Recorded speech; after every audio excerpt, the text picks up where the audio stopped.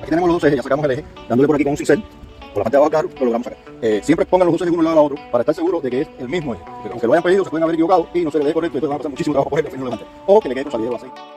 Lo colocamos bien, que entrara por la entrada de la transmisión, cuidando que no se dañara el sello de la transmisión.